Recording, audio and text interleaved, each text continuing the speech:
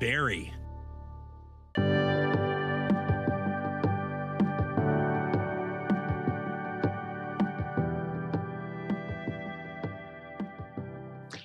Welcome to Educate, Inform, and Challenge. My name is Teresa MacLennan. I'm the Executive Director of the Women and Children's Shelter of Barrie. We are so glad that you are here with us today.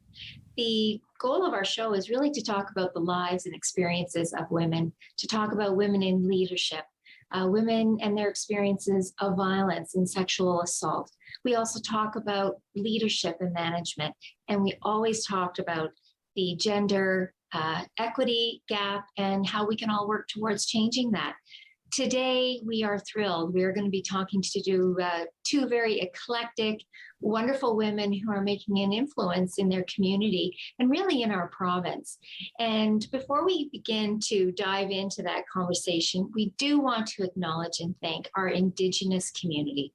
We thank you so much for allowing us to have these conversations on these lands. And we really appreciate and respect the culture and the history that you add to all of our lives. Thank you so much. So without further delay, I'm going to welcome my two guests. They wear many, many hats. And what I'm going to do is I'm really just going to, give them the floor so that they can introduce themselves, and they're going to let us know all of those multiple hats and the work that they do. So welcome, women. We're so glad you're here. Who would like to start with an introduction? I'll start. So thanks, Rebecca. So thank you very much, Teresa, for having us today. It's awesome. I am Major General Lise Bourgon. I am the acting commander of Military Personnel Command here in Ottawa. I also have the portfolio of Women, Peace and Security Champion, but as part of my day job, really, my portfolio includes the recruiting of the Canadian Armed Forces, the basic training, such as the recruit school that we have in Saint-Jean, the academic institution. We have two military college, one in Saint-Jean, one in RMC. And we also have a military defense academy in Toronto. I'm also responsible for all the military health system and all the medical personnel, as well as all the human resource policy, including pay, benefits, career management, transition. So everything that relates to people, really from cradle to grave, literally is under my portfolio.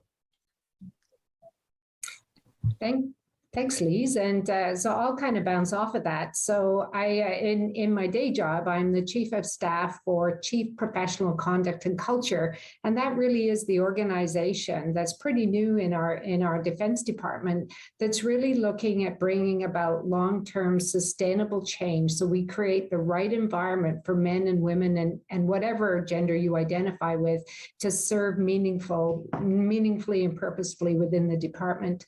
But also since 2018, I've been the Defense Champion for Women. And this is, I think, a really a very special role for me because it allows me to give voice to women throughout our department, both military and civilian, on issues that affect their lives.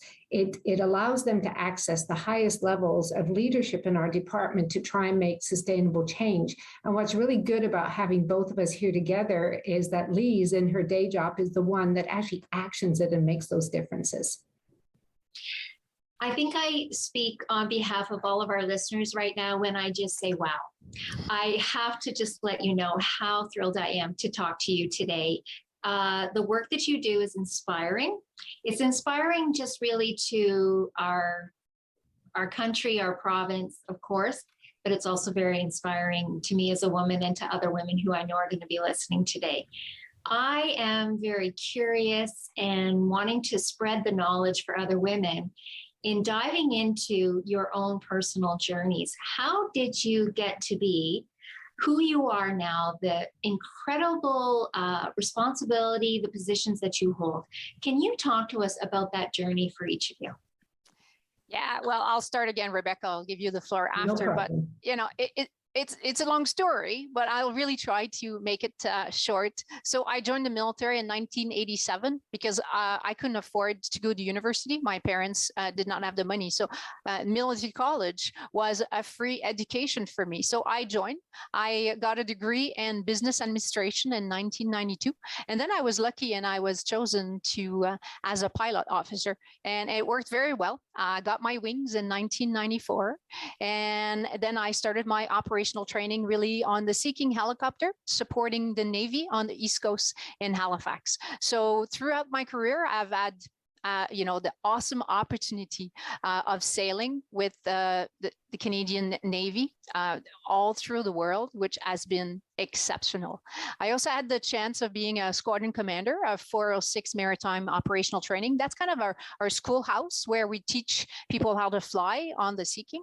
I was also the commanding officer of 12 Wing in Shearwater, which is the operational wing that provides the maritime helicopter capability across the country. And I was extremely honored to be the Joint Task Force Commander on Op Impact, our mission in Iraq in 2015. So those were the command appointment. I've also had the chance to be the air liaison officer in Ramstein, Germany, probably the best position ever in the middle of Germany. And I also did a staff tour working at our strategic joint staff and at our operational command, really being responsible for all the domestic, but also the international operation where we have sent Canadian soldiers, aviators, and sailors.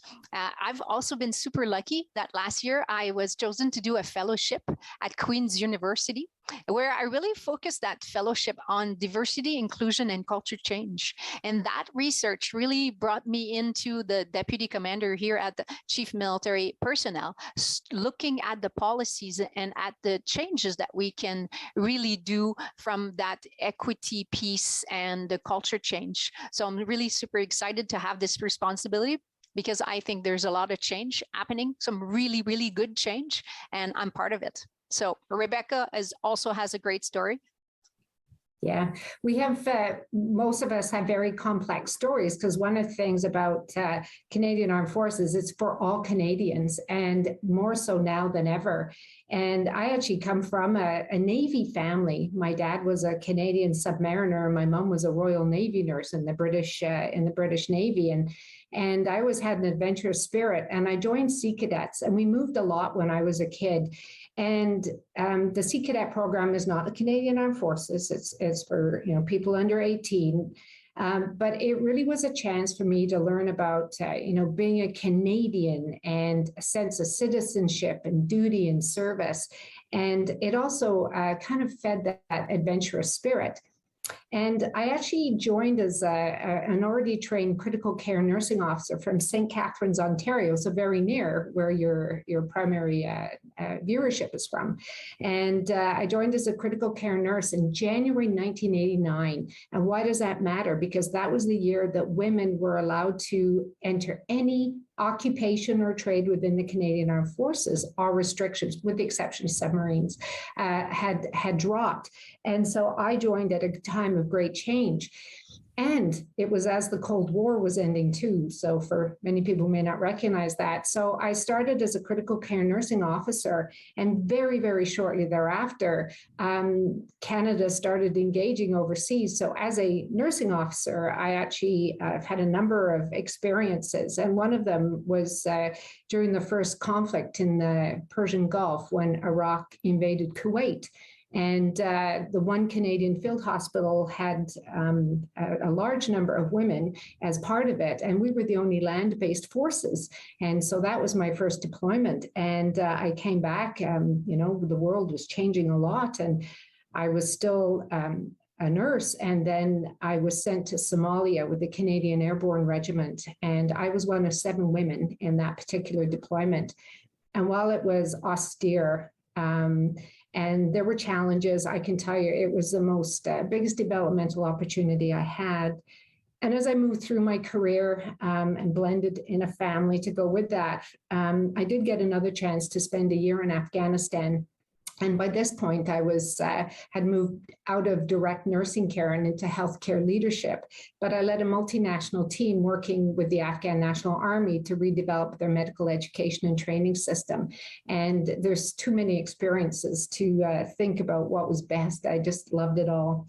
But with that, my career has included in Canada everything from leading healthcare units to our medical and dental school that we have in Bourgon, Ontario, which is also close to your area, where my son was born, by the way, and moved on to leading all of healthcare delivery in Canada, as well as helping out in putting people overseas and even helping Canadians during the pandemic was my work. But I've also been able to deal with some very challenging topics, and one of them is sexual misconduct in the Canadian Armed Forces in 2018, and really that's led me to where I am today. So all in all, it's been an absolutely amazing career that I couldn't have imagined, and very diverse. It's incredible. I am learning so much because, of course, here at the Women in Shelter, most of us are social workers. I started off as a nurse as well. And so, it was a journey for me. And I'm just really, really appreciative of your journey that you took in terms of when you saw change happening. It sounds like you put yourself in positions where growth could happen for you, but you are also leaders in terms of making growth happen as well. Mm-hmm. And so we are definitely going to dive in, because I think it'll be great to talk about maybe some of the hurdles and the barriers that you had to overcome and work through, both personally and professionally, because we certainly, a lot of the women that we support, of course, they have all had an experience of violence. For them to be able to move on in their lives, build hope for a better future, sometimes what we have to do is help them to tell themselves a different story in their head. They create some of their own personal barriers to success. And then outside of that, there are systemic barriers like the court system, abusers being let out on parole early, or different things like that. There's systemic barriers that are also challenging for them. So we are definitely going to dive into that. But I really also want you to know how much I appreciate that you have just sort of touched on briefly just about the experience of women in, really in all facets of life, and the occurrence of women experiencing any kind of sexual assault or violence, because it is not uncommon in any realm of our lives, like, military, police, whatever that might be, and in my own personal life as well. And so I really do appreciate that, we have a forum where we can acknowledge the experiences of women. So I know that we are going to be heading into a commercial break. And so I'm just going to ask our viewers to stay with us, and please come alongside us as we talk to these two incredible women and we dive deeper into their personal stories. Stay with us. We'll be right back.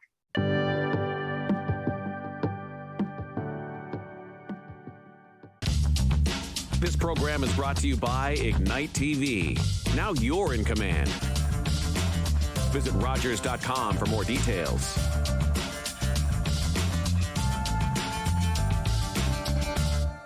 To keep the gateway to America's mainland open, if I'm not certain this runway is safe, I am closing it down.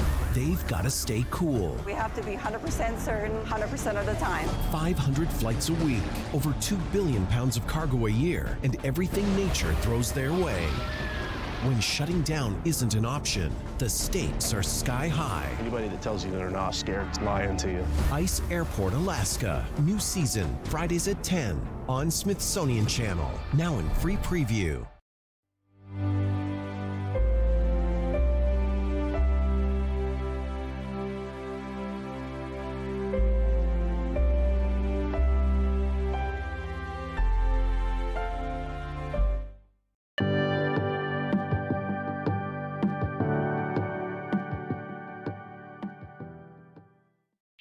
So welcome back to Educate, Inform, and Challenge. We are having a great discussion today about two women leaders in our military and their personal journey, the professional journey, to hold these incredible positions of influence and decision-making and leadership.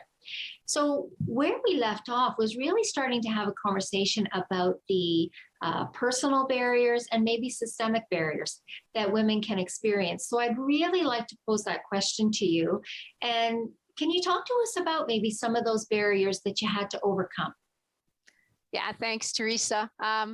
I have to admit that, there's some days that were easier than others, but we also have to remember that I came through in the mid-90s when we were going through the full integration of women going into our Navy ships. So I think that we need to recognize that the CAF have changed a lot in the last 35 years, and we are keeping on changing with that culture change agenda that we keep on pushing every day. But I honestly, on the positive side, I have to say that the majority of the barriers that I faced myself have now disappeared. As Rebecca mentioned, since 2001, all the occupation, all the trades are now open for women. Honestly, our skills and our competence are accepted as equal to our male counterpart, which was not the way it was when I came in. Normally you had to be better to be equal. And I'm sure you've heard that again and again and again, but that's not the case anymore. A pilot is a pilot, regardless of their gender. So I think that has changed for the good. But I have to admit that one of the biggest challenge, the personal challenge that I face, and I think we are still grappling with this, and it's not only in the military, but it's also in Canadian society as a whole. It's that gender socialization, or, the image of the women and the competing role that women have as mothers, as spouse, but also against, the responsibilities of being in a great leadership position like you are on camera, like the jobs that we have, CEO, etc. How do you balance that image of that work-life balance, honestly, for women? Because it's not a factor for men. And we need to change that as a society. How do we change that? I mean, I've been blessed. And I think Rebecca also, that we've had exceptional partners that have really shared the family life, because I have two older children now, that we've shared a balance so that I could be all I could be and wanted to be. But that's not the case. And, my research last year really showed that honestly, women still do 3 times of the amount of unpaid work, twice as much childcare, and 4 times as much housework than men. So that has to change if we truly want to remove the barriers and allow women to really reach their goals and do all they want to be, how they can be. So I think that's a barrier that still is there today with society that we need to change. I want to just ask a follow-up question to that. How has, military establishment responded to that? So, let's say childcare. So women in the military, what kind of support is there, or kind of in the works? How does that happen? Yeah, that's super interesting that you're saying that, because if I had a baguette magique, that magical wand, that would be the program that I would launch. Because of course we have daycare, we have childcare, but it's a provincial responsibility. So that it's the biggest factor as our families and our CAF members are moving across the country, quite often on a short notice, and then they move. Well, you got to be on the waiting list for childcare. So it is a huge stressor that shouldn't be there. And that's one of the programs that we're starting to look into. How do we have a mandate from a CAF and a D&D to be providing childcare services so that our members don't have to face that stress every time they change place? Because it's a nightmare for our people, and it's probably one of the biggest dissatisfier for our members, having to find that daycare every time. And so, yeah. So how have you seen the role of women change in the military over time?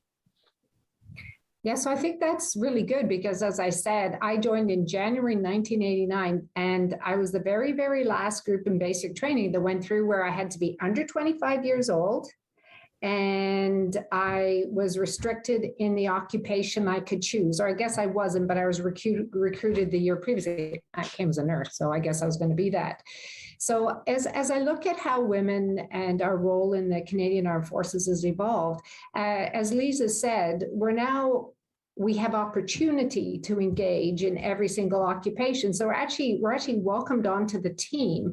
And I think that's very, very, very, very good. But I still think that you're starting to see more of us stick around, but there are still those barriers that you talk about that maybe make it less likely that a woman will remain in the Canadian Armed Forces. And it certainly is great to recruit lots of women, but I'd like to retain women as well, because you have to grow into senior leadership within the Canadian Armed Forces. You can't really come in sideways. So I think I can truly say that what I've seen is we're more and more and more welcome.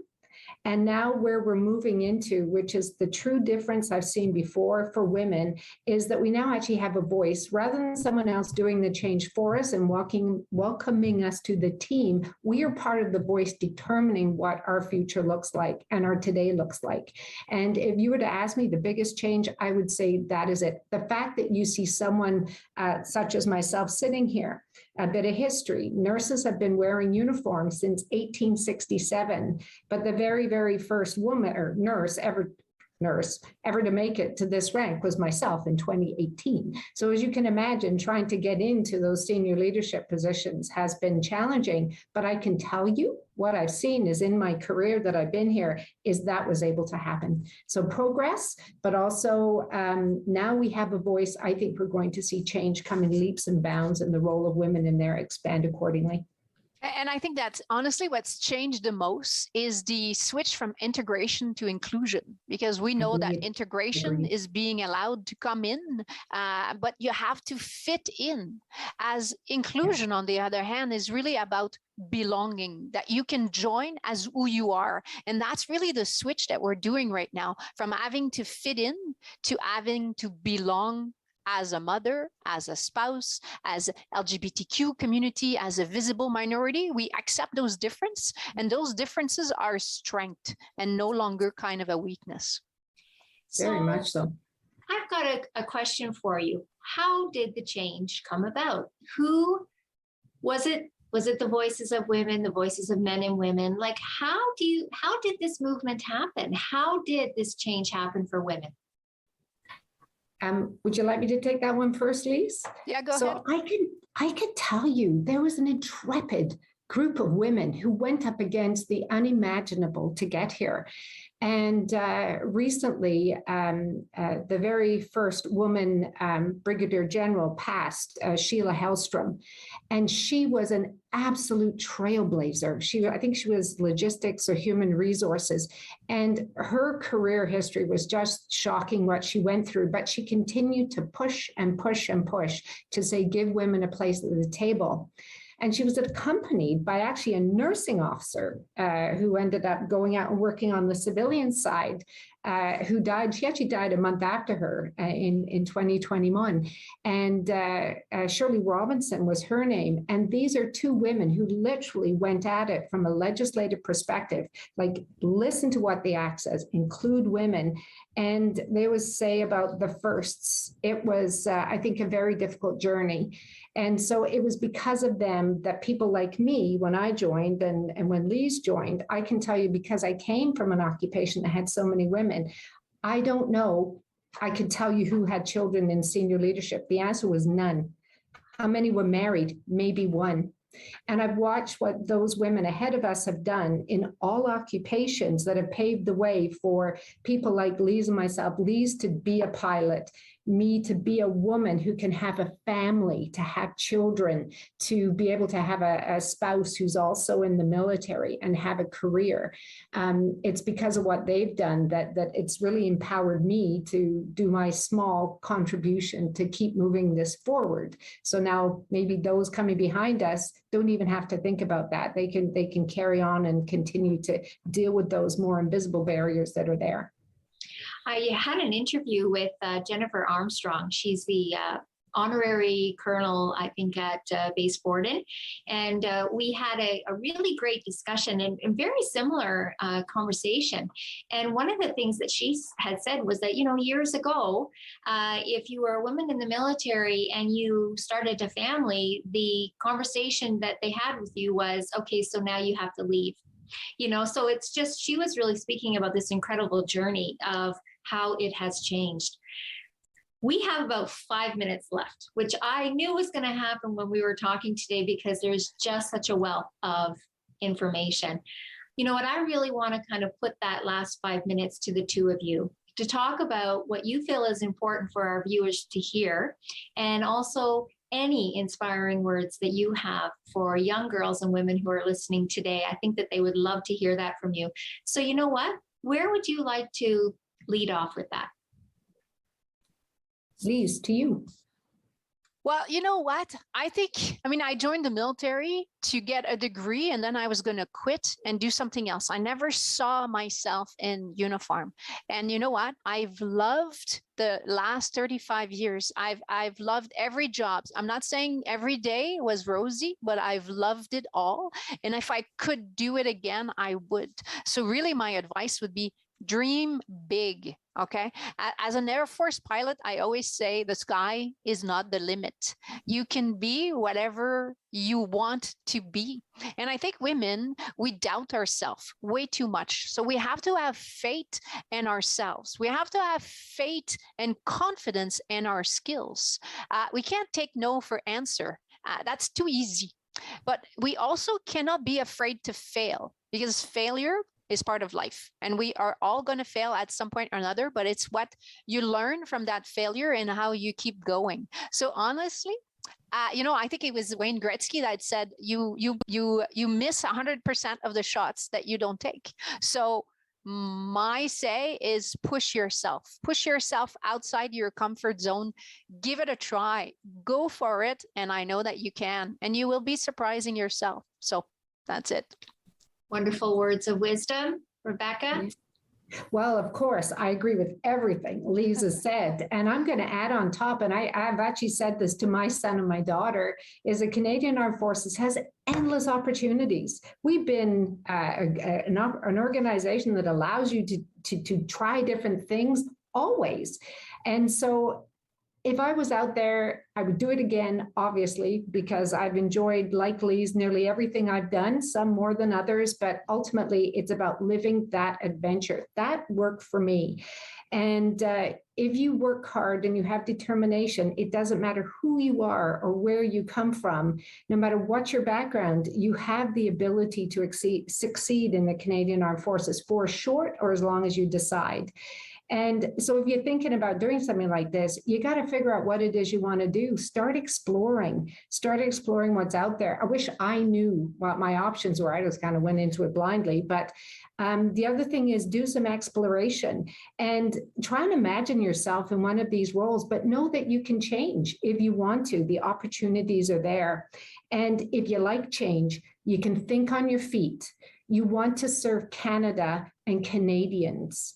Maybe at home, maybe overseas, or in everything that you do, this is a chance to do it. And embrace the adventure and the opportunity. And I think last but not least, I have to echo my friend Lise in saying that you got to trust yourself because you can do it. I did. And it's been the best thing that ever happened to me. Thanks very much. Incredible. And, I know that there's going to be a young girl, woman listening today, and your words have inspired her. And even to have a conversation with, her sons about how to support and embrace and encourage women to participate as well. And, we often say, women have heard for many years, there's not enough room at the table for us. And now we're saying it's time to build a bigger table. So how do we make room for the experience, the knowledge, and really the very unique perspective that women can bring to all facets of life, right? And I think it sounds like the two of you have really blazed a trail for women who are going to come after us. We really hope this has been a really insightful conversation that inspires you. Please join us again for Educate, Inform, and Challenge. Take care. Bye-bye.